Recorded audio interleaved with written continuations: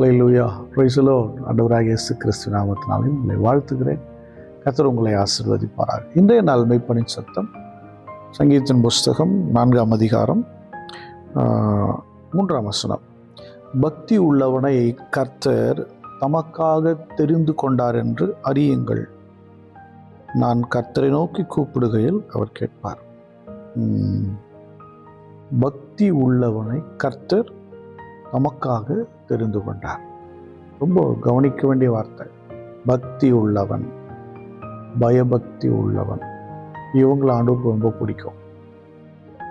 ஆமாம், பக்தி உள்ளவர்களை கர்த்தர் தெரிந்து கொண்டார். நீங்கள் ரட்சிக்கப்பட்டவங்களை பாருங்க, ஏற்கனவே அவங்க ரொம்ப பக்தியாக இருந்திருப்பாங்க. ஒரு சிலரை தவிர பயங்கர பக்தி. அவர்கள் ஆராதிக்கிற அன்னைக்கு ஆராதித்த அந்த தேவர்கள், அந்த விக்கிரகங்கள், அந்த காவல் தெய்வங்கள், இதெல்லாம் ரொம்ப அதில் பக்தி வைராக்கியமாக இருந்திருப்பாங்க. தேவன் பார்ப்பார், உனக்கு இவ்வளோ பக்தி இருக்கப்பா, ஆனால் நீ அறியாமல் ஆராதிக்கிறியே அப்படின்னு சொல்லி தம் பக்கமாய் திருப்பார். அவங்கள செலக்ட் பண்ணுவார். இவன் என்னுடைய பணியை செய்வதற்கு ஏற்றவன் என்று. இது ஒரு பக்கம். ரட்சிக்கப்பட்டு வசனத்தை சரியாக படித்து தியானித்து கொண்டு ரொம்ப பக்தியாக இருப்பாங்க. கர்த்தரோடு நடக்கிற ஒரு அனுபவம் இருக்கும். அவ்வளோ விசேஷமாக நல்ல ஜெபம் பண்ணி கவனித்து விசுவாசிகளாக தான் இருப்பாங்க. ஆனால் திடீர்னு பார்த்தா கர்த்தர் அவங்களுக்கு ஒரு கால்ஃபர் கொடுப்பார், ஒரு அழைப்பு கொடுத்து, அவங்க மேலே ஒரு வரத்தை வச்சு, ஒரு கிருபையை கொடுத்து, தாளந்துகளை கொடுத்து, பொருளாதாரத்தை கொடுத்து, வா கூடுவார். பக்தி உள்ளவனை கர்த்தர் தமக்காக தெரிந்து கொள்ளுகிறார். சவுல் அப்படிதான் தெரிந்து கொள்ளப்பட்டான். தாவீதும் அப்படிதான் தெரிந்து கொள்ளப்பட்டான். சவுலுக்கும் தாவீதுக்கும் நிறைய வித்தியாசம் இருக்கு. ஃபஸ்ட்டு சவுலை சரீர பிரகாரமாக தேர்ந்தெடுத்துட்டார். ரெண்டாவது அப்படி தேர்ந்தெடுக்கல.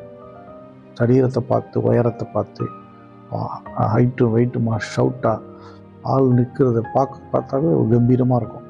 அதனால் முதல் ராஜாவை கொடுத்தார். ரெண்டாவது ராஜா அப்படி செலக்ட் பண்ணல, பக்தி உள்ளவனை பார்த்தார்.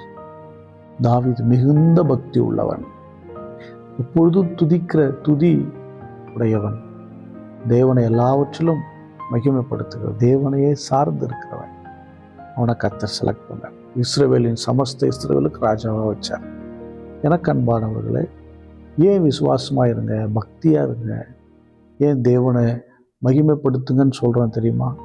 நீங்கள் சாதாரண ஆளாக இருக்கலாங்க, ஒன்றுத்துக்கும் பிரயோஜனப்படாமல் இருக்கலாம், எல்லாரும் ஒதுக்கியிருக்கலாம், இல்லை ஏளனமாக உங்களுக்கே கூட சில நேரம் உள்ள நம்மளாம் என்ன பண்ண போகிறோம் அப்படின்னு தோணியிருக்கலாம். ஆனால் நீங்கள் அவரிடத்தில் பக்தியாக இருப்பீர்கள் என்று சொன்னால், அவர் உங்களை சூஸ் பண்ணிட்டார்னு வச்சுக்கோங்க, உங்கள் லெவலே வேறு தான்.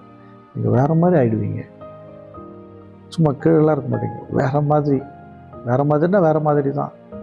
அன்றைக்கி பார்த்த மாதிரி இப்போ நீங்கள் ஒரு பக்தி உள்ள மகனாக இருக்குன்னா, உண்மையாக உங்கள் பக்தியில் அவர் உங்களை தெரிஞ்சிட்டேன்னு வச்சுங்களேன்.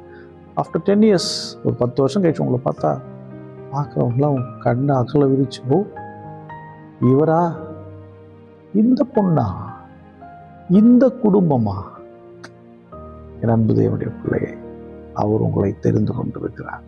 மாறிடும், எல்லாம் மாறிடும். ஹல்லேலூயா. நீங்கள் மனசு நினச்செல்லாம் கர்த்தர் கொடுப்பார்.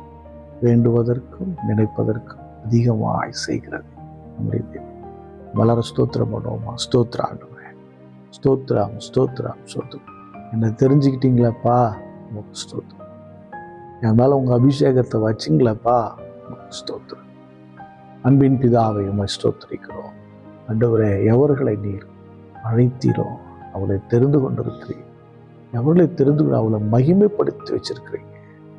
அன்பு தேவனுடைய பிள்ளை, அப்பா, நீங்கள் எங்களை அழைச்சிங்க. அதுக்காக இதை பார்க்குற பிள்ளைங்களை நீங்கள் அழைச்சிருக்கிறீங்க. மகளே, மகனே, நான் உன்னை அழைத்திருக்கிறேன், உன்னை தெரிந்து கொண்டிருக்கிறேன் என்று சொன்னவரே, ஸ்தோத்திரம். பார்க்கிற பிள்ளைகள் யார் இந்த கேள்வியோடு நிற்கிறார்களோ அவர்களுக்கு இது பதிலாக இருப்பதாக. உடைய பிள்ளைகளை கைவிடாதிருங்க, ஆசீர்வதிங்க. உங்களுடைய சமாதானம் உங்களுடைய பிள்ளைகள் மேல் இருப்பதாக, உங்களுடைய ஜனத்தின் மேல் இருப்பதாக. இயேசு கிறிஸ்துவின் நாமத்தினால் ஜெபிக்கிறேன், ஜீவனுள்ள நல்ல பிதாவே. ஆமென். God bless you. Bye bye.